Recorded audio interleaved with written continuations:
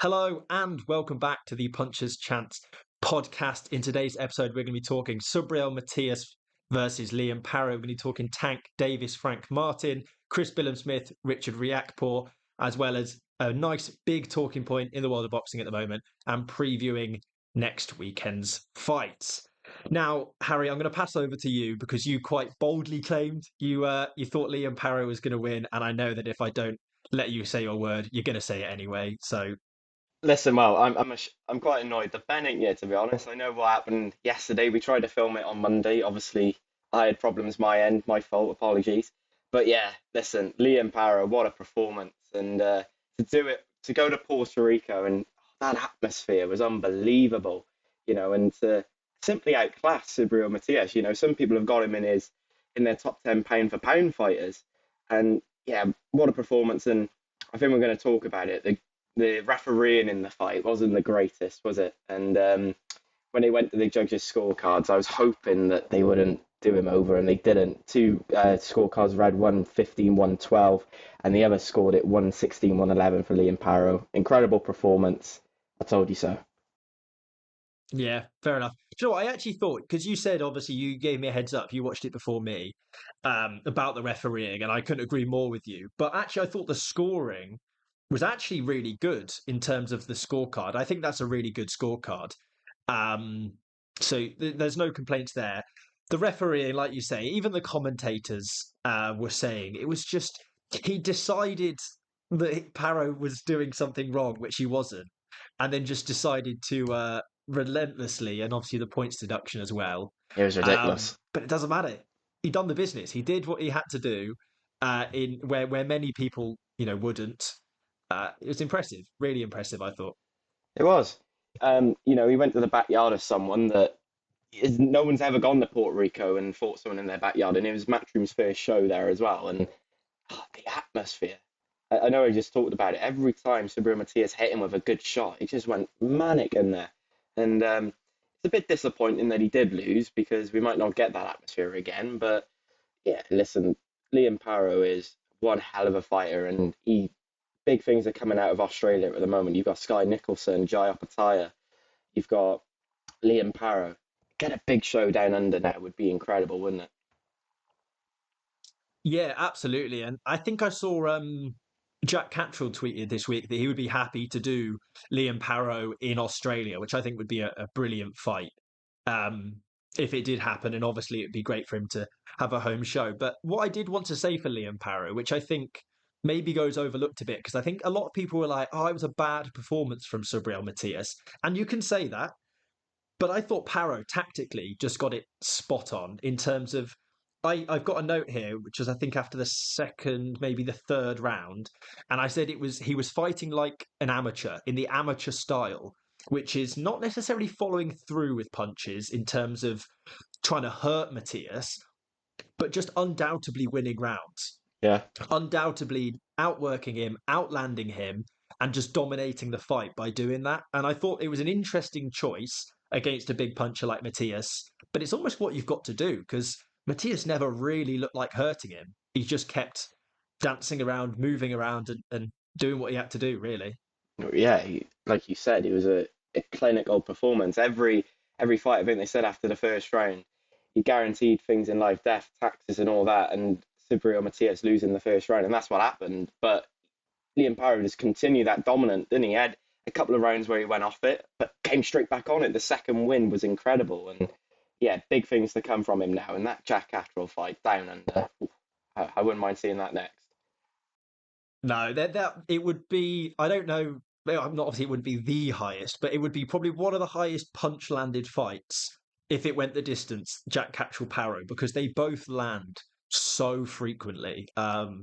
Yeah, guaranteed really good fight and a fight that both of them deserve off the back of big wins. I think Jack Catchell deserves a world title shot, and Liam Paro deserves a big world title defense after a win like that.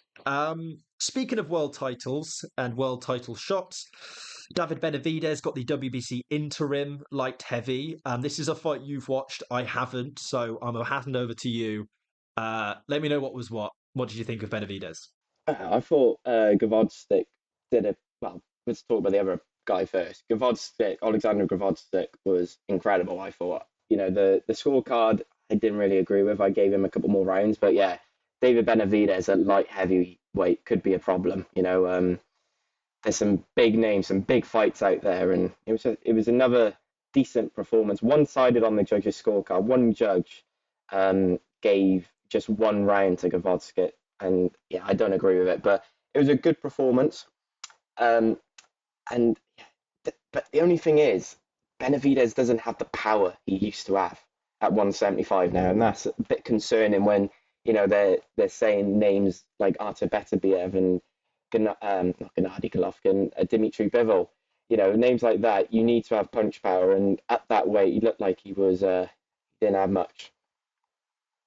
Yeah, and not to make this not about Benavidez, because obviously he was the one fighting, but I've seen a lot of people talking about Canelo's move up to light heavy at times, and also just how much Canelo's come up even to super middle from parts of his career, and how he's managed to keep his power Hmm. um, despite that. And people are questioning whether or not Benavidez at light heavy is the best place for him. Does a fight at super middle versus Canelo, is that the sort of the dream space in terms of a fight for boxing? That's the fight. That's the fight to make. Him and Canelo Alvarez, Mexico versus Mexico. It should have been made this year, but we had Jaime Munguia against Canelo Alvarez.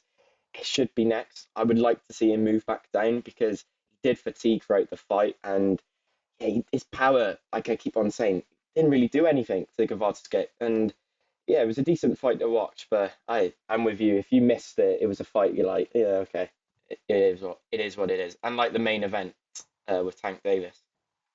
Yeah, I think the thing with Benavidez is obviously he's now got that WBC interim. So if and when Bivol Beterbiev does happen, he's in line for a title shot, really, or lots of titles. So I don't think we will see him drop down necessarily, but I think, like we said, I think it's possibly the best thing for him. Someone who doesn't need to jump down in weight, possibly needs to jump up in weight.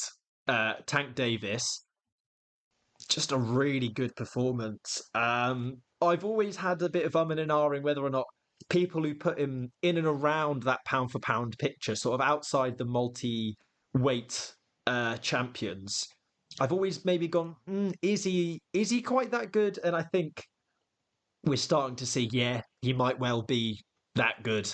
I think when you talk about that, he's been out the ring since his Frank Martin fight for like 14 months, hasn't he? And he's gone unrecognised for all that period, and he's got some serious power, and he put Frank Martin to sleep out of nowhere, really. I think Frank Martin, I had him up on the scorecard, my unofficial scorecard that I was scoring, and yeah, Gervonta Davis, he's got that power. We've seen it so many times before. I saw an interview with him in the build up to the fight, and he said a knockout's a knockout. It's just how you do it. And I'm reading that book by Andy Clark, and he's talking about the different, like the emotions when you have a knockout, the relief. Yes, I've got him. He doesn't care when he knocks out someone. Let's be honest. He's just happy he's got him, and he got another body, and he's on to the next one now. And I don't know who I want to see him up against. I think you said to move up. Vasily Lomachenko. I would love to see that fight. I think that's probably a decent fight. I think Shakur Stevenson as well could be another good fight, but obviously Top Rank and Golden Boy haven't got, or PBC, sorry, haven't got the best of relationships, have they, over in the States?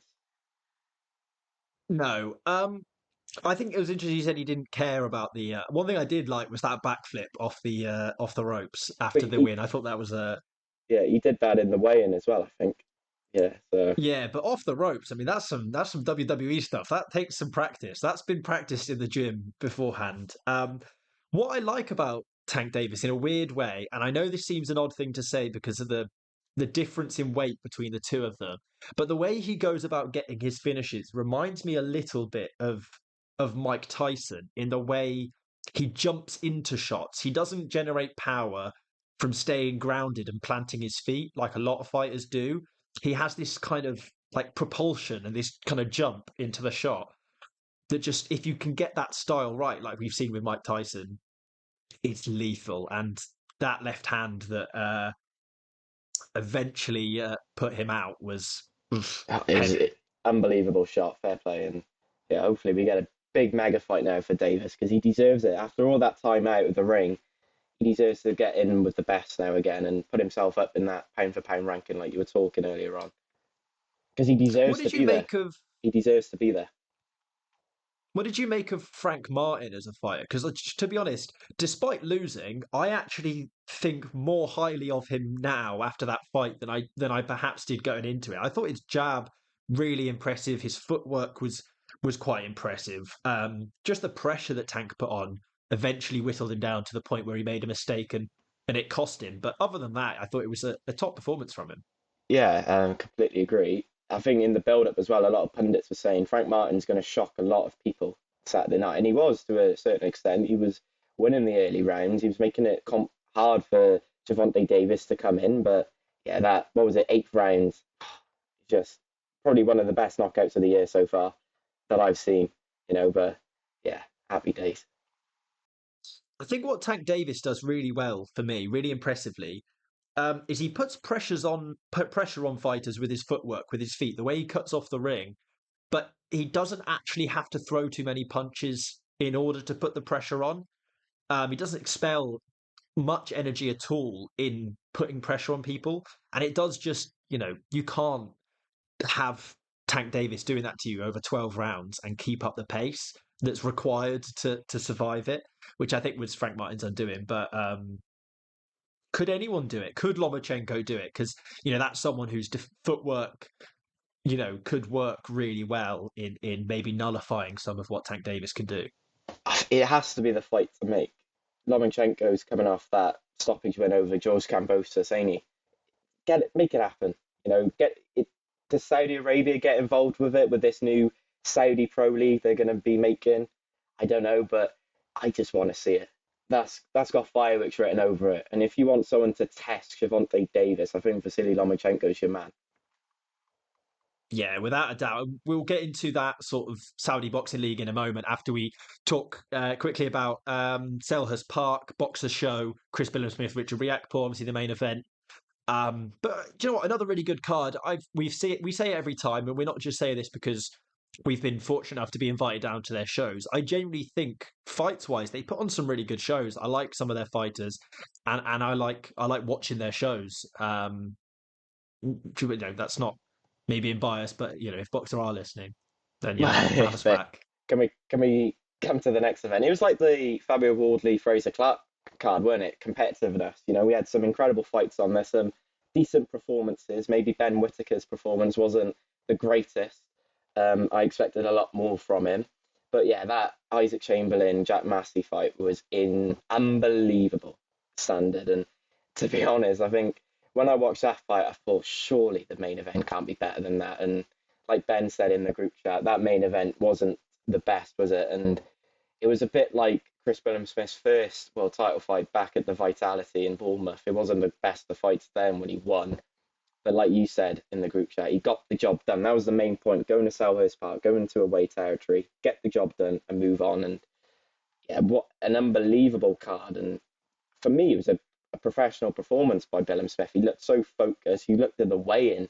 I've never seen him so locked in on an opponent before. And there's a lot of questions after that Masternak performance. Has he still got it? There's so much mileage on the clock now, but he showed that he's a class above Riakporhe now, 5 years on from their first meeting. And yeah, that fight with Zurdo Ramirez over in America could be the fight to make. I don't think Jai Opetaia is the best move for Chris Billam-Smith after that. I think maybe a Ramirez fight over in the States is the pathway to go, in my opinion. Yeah, I know what you mean. I don't feel confident putting him in there with Opetaia after that. He was good. He beat Riakporhe, but he didn't beat a good Riakporhe. I think Riakporhe crumbled under the occasion and played into Billam-Smith's style a lot with the holding and getting in close, despite being the rangy big puncher, which was bizarre. One good thing about Ben not being here today is we've got no one to gloat about who won the predictions, which is obviously Ben. Um, Well, if he's but he not here, did then predict who was runner up? Who was runner up? It was you, probably you, probably. I think. Me? Oh, I don't know. I don't know then. I think we both had a stinker, to be honest, bud. Definitely. But we all went Richard Riakporhe, and I think we did that because we questioned Billam-Smith after that Masternak Oh, performance. But yeah, it was poor from Riakporhe, But really, rather did than the necessarily exceptional from Billam-Smith. yeah? Do you reckon the pressure got to him a little bit, Riakporhe, being in his Yeah, home 100%. stadium? I really do, yeah, because I just think even his corner was saying you got to wake the fuck up. Like this is your world title shot slipping away from you. This is a man you've beat before, so you know you can do it. And he just did not show up. He played into Billam-Smith's style. Hmm. He played against his own strengths, and the few times he was able to catch Billam-Smith, Billam-Smith had the chin to take those. And there were fewer and far between that. It didn't necessarily cause Billam-Smith too many problems. To jump down to the bottom of the bill, because not going to go into too much detail, but Fran Hennessy got a win in actually what was quite a difficult fight for her. I think it was certainly a noticeable step up from her past opposition. Yeah, completely agree. It's nice to see her in competitive fights, and when you want to watch a fighter in their early days as a professional boxer, you want to see them in competitive fights, and that's exactly what she got there. And she would take a lot more from that than fighting someone who's only there for the money side of things. You were talking about waking up a fighter waking up. Dan Aziz, what was he doing? God, it looked bad. He looked not really. He didn't look great, did he? Let's be honest. No, he didn't, and it's a shame because, like, I really like Dan Aziz as a person. Every time I, Yeah, I see him in an interview, anything, he's just a really likable guy. But it wasn't a great performance. I think it's when you lose a big fight like he did, that fire inside of you to really go and win fights and hurt people and this sort of thing kind of gets put out a little bit. And I think he's in that. He can build himself up, certainly. I don't think this is a career ender, and he's gotten away without a loss, which is a bonus in that. Did you have it But it will as take a draw? some. Did you have it as a draw? Because I had Sep up, if I'm being completely honest. Like the majority of people did when you look on Twitter. I had set up, I think, just about. I wasn't scoring it super accurately, but I sort of had a feeling it was set up. But I thought they were going to give it a draw because we all know boxing judging. You know, it happens. I felt it was going to be a draw, but I didn't necessarily think it should have been. Yeah, I had Sep up, but Whitaker next could be the option as a step up It's a for good Ben. fight for Ben Whitaker, yeah, definitely. And you said he wasn't so impressive. I agree to an extent against Aaron Yeager, the Nigerian, but I think he could only really do what was in front of him. And I think Aaron Yeager was defensively. I mean, the narrow high guard was like locked in. He was not leaving. He was Um, who sent us the video of him in the morning? Was it Ben? He looked like a Ben, yeah, completely different fighter. The little headbutt he did and the elbow and all that. Ben Whitaker is the king of mind games, ain't he?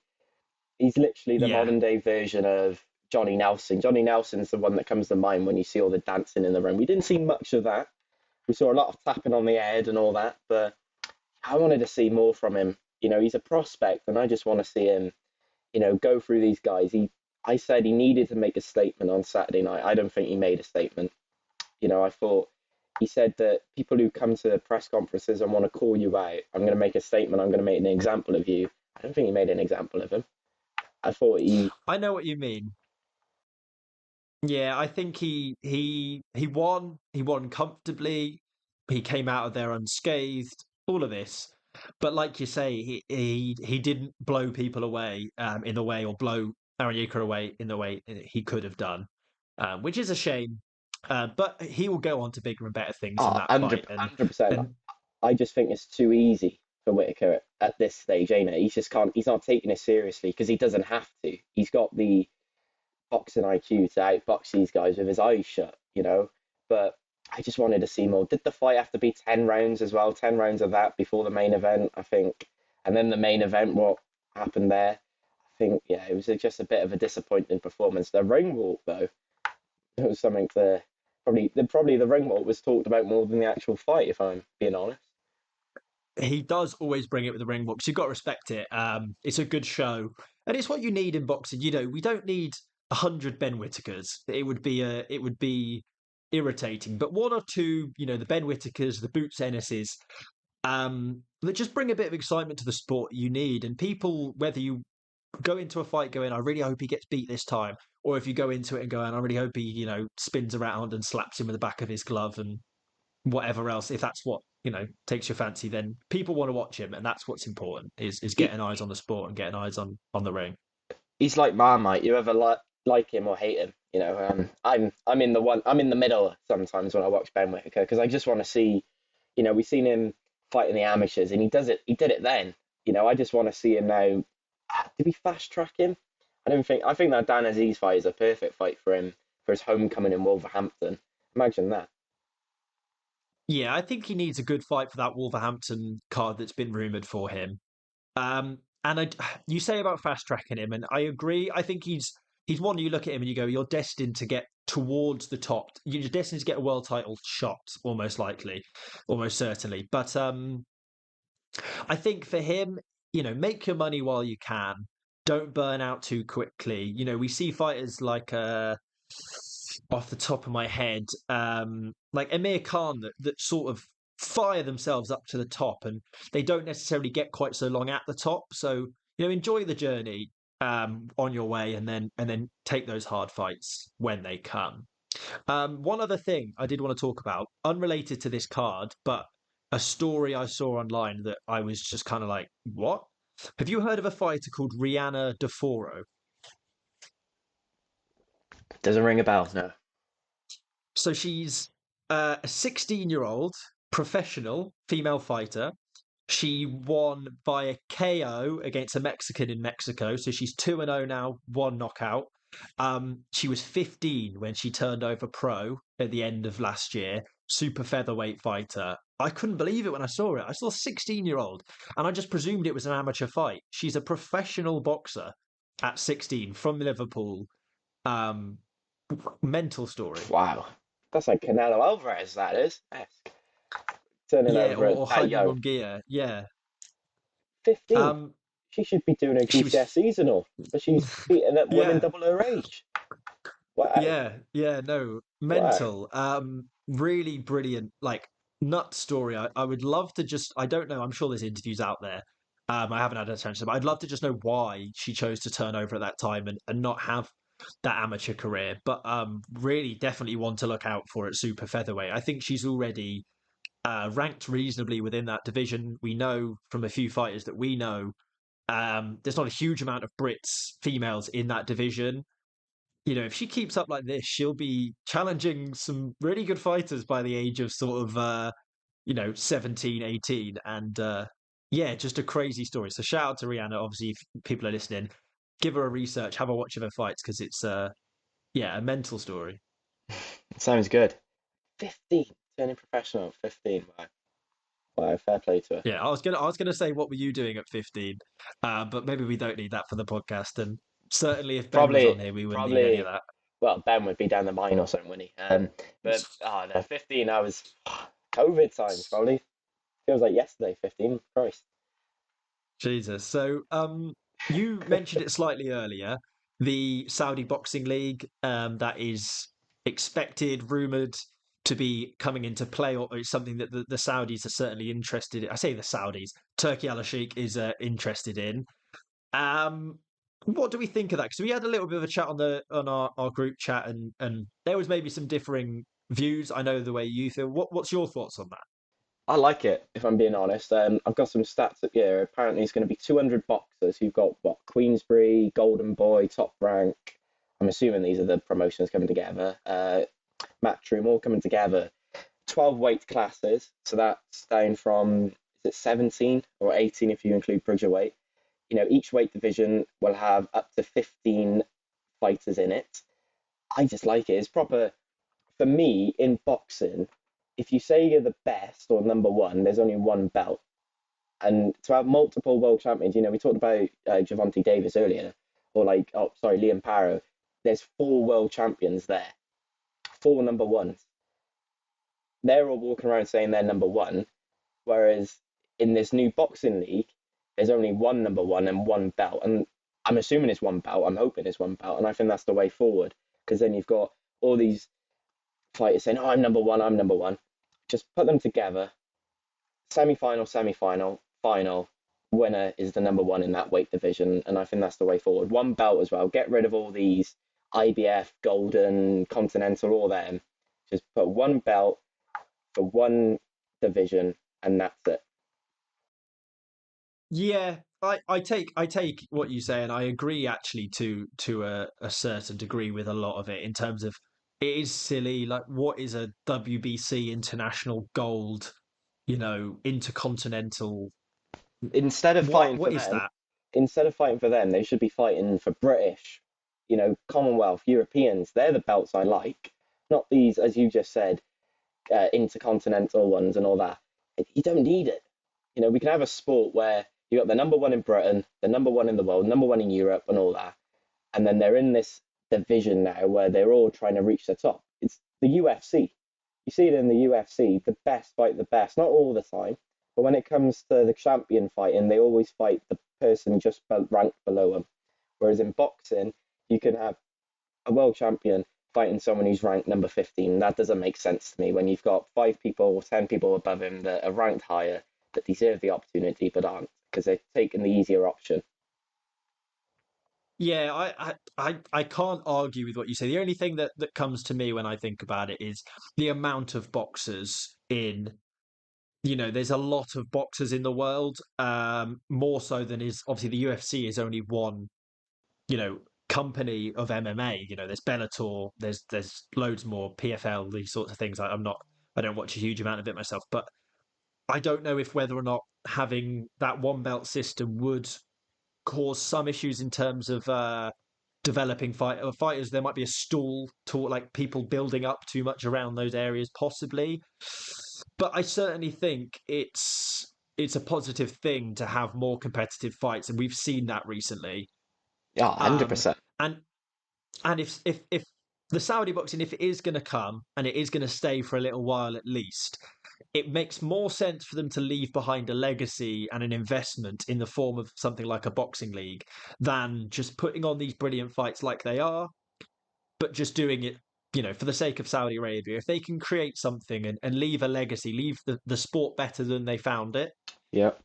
if or when they leave, then that's certainly a positive thing. Because I think a lot of top people in the sort of boxing world have called for it as well. And Rick Ramos is the one that comes to mind. Jessica McCaskill's trainer and promoter. He bangs on about it every week, every day on Twitter. There's a tweet about the league. And it's clearly something he's passionate about. But yeah, I agree with you. It could be a good thing. It just needs to be in the right form, in the right uh, way. I think the other, like I said, though, is stopping world champions ducking opposition. I think that's a good thing about it, having maybe one belt. Means the world champion has to fight the best, not have easy fights with mandatories and all that. And fights number Yeah, two and true. all that. Yeah, definitely. Um, Now this coming weekend, it's what I would call a good weekend of fights because there's some really interesting fights. There's some good 50-50 fights. It's not, it's no Day of Reckoning. It's no Ring of Fire. The world over isn't going to be watching, some of these fights. But from a British point of view specifically, like there's some really good fights on it, coming up. Tyler Denny, Felix Cash, Lewis Hell of a fight. Crocker, Connor Walker, Cameron Vuong, shame about the opposition not being who we necessarily expected it to be, but still a good fighter fighting as well. There's a lot of really good fights. I don't know if you've got any. I You're feel I have forgetting one about that I think you're going to say. Yeah, of Shannon course. Ryan, Emma Dolan is fireworks guaranteed. That could be female fight of the year right there. For the Commonwealth Super Flyweight champion and the British title as well. Wow. Fair play to Eddie. And this card, I think it's going unnoticed, really. Let's be honest. I haven't seen much build up to it. But yeah, like you said, Lewis Crocker, Connor Walker, what a fight that is going to be. If Ben was on here, he'd be talking heavily about that fight right there. That's got fireworks. And then the main event, Felix Cash is going into the Dragon's Den. Tyler Denny, I want to say he's a Queensbury fighter, but I could be wrong there. I think is this another fight that we're seeing Queensbury and Matchroom working together. But yeah, that's great to see Felix Cash back in the ring because I think he's been out the ring for a little while since 2022. So and that was only an 8 rounder. So yeah, he gets his shot at European title this Saturday, and yeah, it's going to be a decent night of boxing. And then of course on Friday, Wasserman boxing are back. You've got the name that's just gone from me. What's his name? Lyndon Arthur is fighting. What a fight that's going to be against. The names are going from my head tonight. Fair play. I Lyndon think it's because Arthur we're again. online. Like, It is. We're not in the right mood, are we? We're not together. Liam Cameron. I think that's got fireworks written all over it as well on Channel 5. Obviously, Lyndon Arthur coming off that fight against Dimitri Bivol that wasn't fireworks. Let's be honest. Dimitri Bivol just got the job done back in December. But yeah, decent card. And I want to say, do you know we were down in that show down in Cardiff the other week, and we saw what's his name, James Atkins fight that Owen Dernan. He's fighting, and I know he's now a journeyman, but he is some hell of a fighter. He comes to fight, don't he? yeah, we saw in that. I think it was a 4 rounder with James. Hmm. And he obviously was, letting James do his, what he should do as a journeyman, letting him have his fight. And then in that fourth round, he turned it on a bit to the body of James. Obviously not going for a knockout because that's not what they do, but he turned it on for the body. And yeah, he was by all accounts a very, very, hotly tipped prospect. But there's no money in boxing, unfortunately, and there is Exactly. money on the road. Um, the fight I can't believe you haven't mentioned. I thought it'd be the first one you Don't mentioned. let Is me. Here we go. Bring it. Hand it over. no, Hand it have it. over. Hand it over. You handing it There you over? go. It's yours, bud. Steve Davis. What a performance!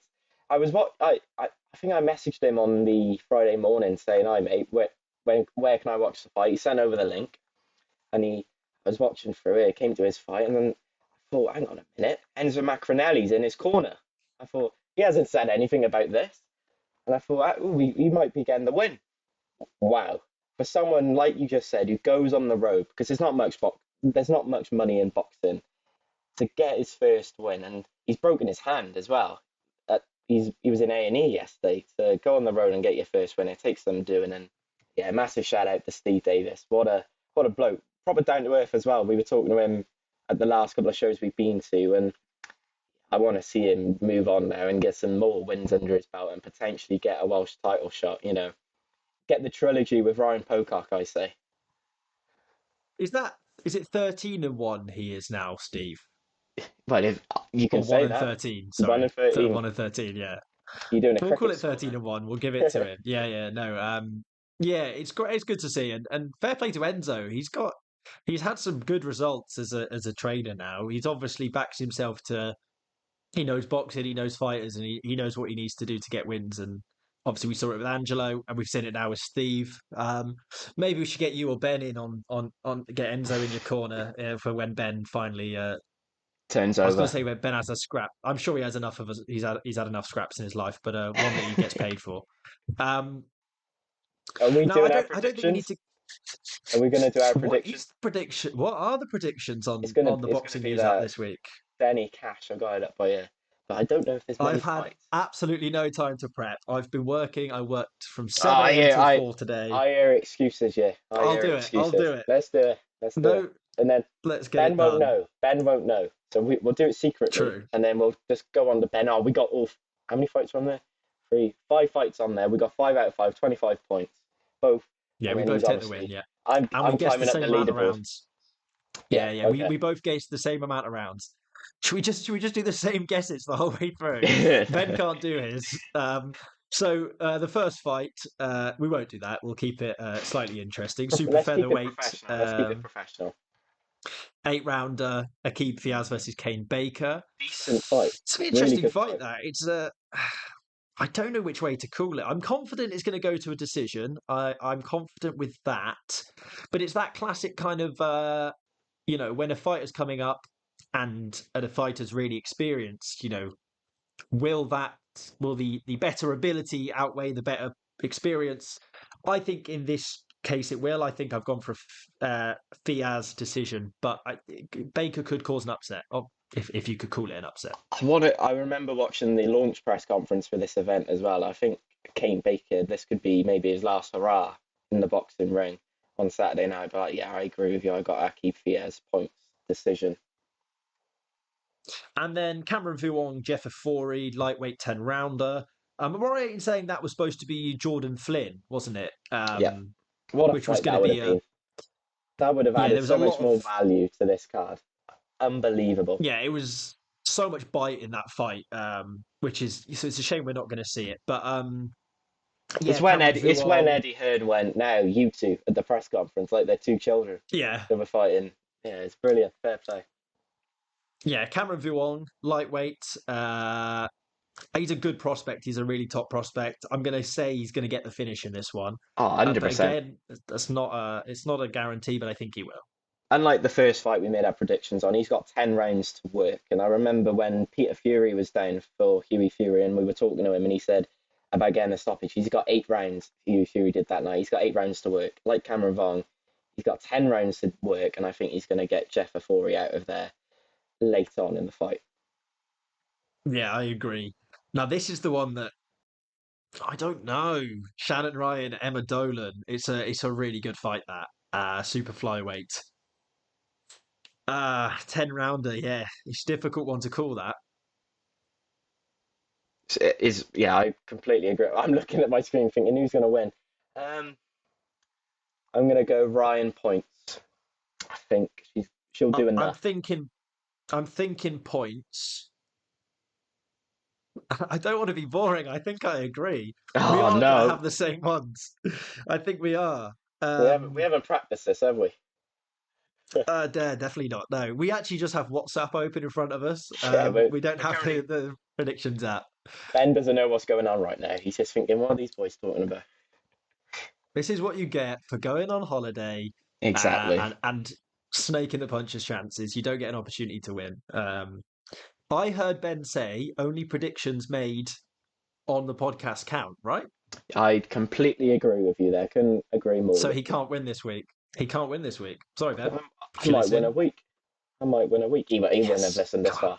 If he's listened this far, then I want you to put in the group chat a rugby ball. So let's just do that. Yeah, good shout. We won't say anything. And Yeah, if yeah, anyone's listening now that's not Ben, obviously as a listener, let us put something in the YouTube comments about Ben. Just say something mean about Ben in the comments because it would be funny if he goes through the comments and everyone's horrible about him when he wasn't even in the episode. Because I'm mean like that. Something that Ben will have probably have said. Lewis Crocker, welterweight. I'm going to go for a knockout with Lewis Crocker. I think it's a really good fight, but I think he's going to win that one. yeah. Well, they both were fighting on the same card, weren't they, in the Ulster Hall? Lewis Crockett coming Yeah, off the wing against Jose Felix, 5th round stoppage. Connor Walker, on the other hand, broke our hearts, didn't he? Because he fought Lloyd Germain for the over in Ulster or Belfast, however you want to call it. Yeah, why do I have to agree with you? I think Crocker gets Crocker points. I think Walker's going to make it hard for Crocker, so I'm going to go points win for Lewis Crocker. Got my names mixed up then. fair enough. Fair enough. And then the main event, Tyler Denny, Felix Cash. I've already locked it in while you were deliberating there. I've gone for a Felix Cash knockout, which I actually think is a bold call. I don't think it's a guarantee by any means, but I'm sticking by it. I tend to do this. I tend to be really blindly headstrong, which means when it goes well, I look really good. When it goes badly, it goes really badly. I'm thinking Day of Reckoning. Was it Day of Reckoning? Well, That when you said that Otto Wallen would get the draw against AJ or beat AJ. I said the draw, yeah, and that I did look a bit daft then, but Well, I'm just oh looking well. through the record of Tyler Denny. He's got wins over Macaulay McGowan that we haven't even talked about, who had put up a decent performance against Abbas Baru on Friday night. He's had a decent win over Brad Pauls. But the thing that concerns me about Felix Cash is his inactivity. Um, but I'm going to go Cash. Just to be different, I'll go Cash points decision. So at least we have a Okay, winner. okay. At least we have a winner. I'll let you calculate your rounds. I've calculated mine while you were talking. And then what we'll do, what we don't normally do in the studio, but me and you, we can say them both at the same time. so that there's no like copying one another, going one above each other. We'll count down and say them at the same time. Does that seem fair? Go on then. Are you ready? Yeah. Right. 3, 2, 1. 42. 39. Ooh, Oh, okay. Okay, it's fine. Okay. I would have That's loved good. it if we said the same number then. It would have been so funny. I didn't have the WhatsApp group I'm open. I didn't have the I'm chat locked in. open in I'm time. locked in. But I'm Oh, did locked my in as message well. not come through? Oh Oh no, my no. message didn't come through in time. What's your odds saying? 4.58 to 1. Still don't know what that means, I got. but yeah. I'm on a 5.9 to 1. So you've gone for. It reckons you're more likely. I think I've gone for the KO in the main event, which would be the difference because a Hmm. lot of those smaller, a lot of the lower on ones don't have. They only have to win on Yeah. the thing, so they don't have the odds. But yeah, be interesting to see. Unlucky Ben, you're not winning this week. Come Come on, I on. might have a chance. Uh, I might have a chance. About time I won a um, week. other than that, we're pretty much all together. The only thing I'll let you do is your good mate Rashid Omar is obviously fighting on the undercard of that event as well. No, no, Anything you? He's fighting not this weekend, next weekend. So Oh, we'll is it say that next one. weekend? Oh, Yeah, that's yeah. fine then. That's fine then. I thought it was this weekend. That's my bad. Yeah, I think that pretty much wraps it up. Sorry, guys, that Ben's not here. And we're trying out this new online system. So if it looks good, let us know. If it He looks would shit, have been. let Let's us be know. honest. He would have been here if it wasn't for the mess up last night. So it is It, your fault, it is my really. fault, really. Put the blame on me, but I've still turned up, unlike him. He's packing to go away to Greece. Like, come on. We all know it's Harry's fault, but in the comment section, tell it it's Ben's fault because then he'll feel bad and he'll never do it again. Who books a Anything else holiday, to you know? say, Harry? No, nothing at all. I We think can't we've afford covered holidays. everything. That's the problem. We can't Yeah. afford holidays. He can. What do He's well, Mr. Moneyman. a good job I still live with my parents. Let's just say that. Oh, because the UK, I'm going to Disneyland is what I'm doing in a couple of weeks because that's all I can afford. But I'm happy about that because Exactly. I'm grateful for what I've got. Go and meet Mickey Mouse and all. Yeah, exactly. Sounds fun. Anyway, it's been good to talk. If you guys Yeah. have enjoyed the podcast, there will be obviously an audio version on Spotify or the video version on YouTube or vice versa, depending which one you're listening on right now. Twitter, there's all sorts of updates, news articles. I think Harry's got some interview pieces coming up that he's cooking under the scenes or behind the scenes. Instagram, loads of reels and stuff. It's just same YouTube short content, but on Instagram, they do really well on there. So if you can follow us on Instagram, that would be great. Other than that, we will catch you all next week. Hopefully, all three of us together. So thank you all for listening. Do the salute.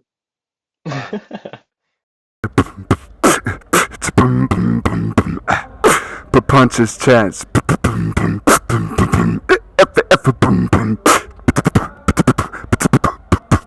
Punches chance podcast.